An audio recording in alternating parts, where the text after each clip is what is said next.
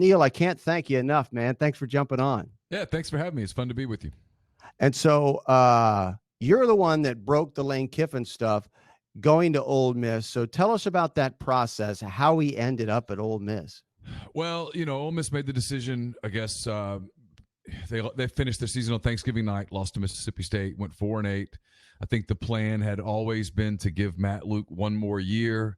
That game did not end in a way that was very appeasing to the fan base, to the alumni base, to the donor base. There was a kind of a 2-day groundswell in the immediate aftermath of the loss to Mississippi State. That was that game where, if you remember,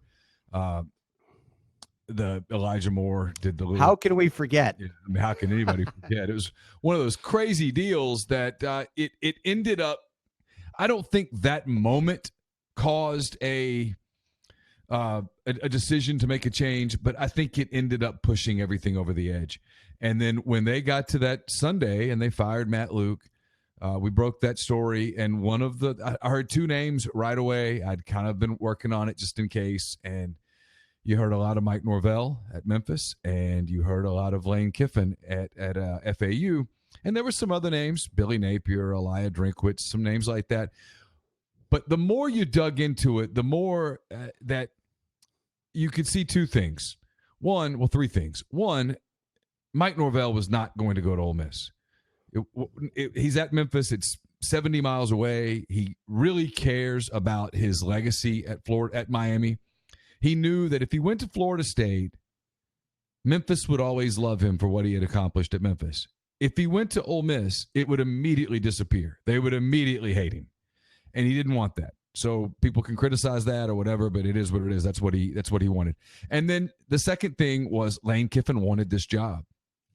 He looked at this job. He wanted to return to the SEC, and he had two opportunities that he knew of, maybe three if you included Missouri, but I don't think his deal with Missouri ever got any traction at all.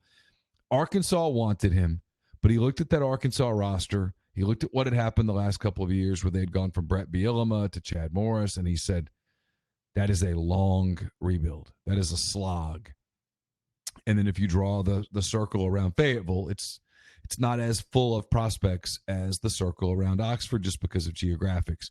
And so he looked at Ole Miss. His brother had been here. Chris Kiffin had been on Hugh Freeze's staff years ago when they had some success before all the NCAA thing tore it down. And he looked at it and said, that's a job that I want. It's my understanding from talking to a lot of people that he really couldn't get any traction on Monday. But then on Tuesday, Ole Miss kind of agreed to listen to him.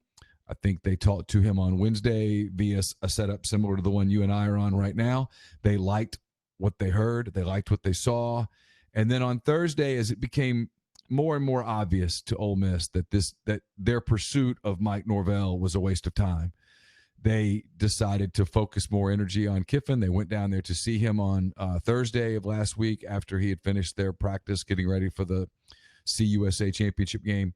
They liked what they saw. They liked what they heard. And then the other thing that happened, and there's no denying it, is and I don't want to be the one that takes credit for it, but we do a daily podcast, and that Tuesday morning I said, if you can't get Mike Norvell, for whatever reason, you have to hire Kiffin.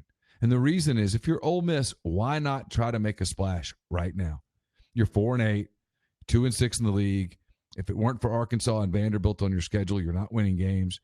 You can't. People say, well, it could get worse. It can't really get that much worse. When you're 4-8, 2-6, much worse doesn't really matter. It's the same result. Go for it now.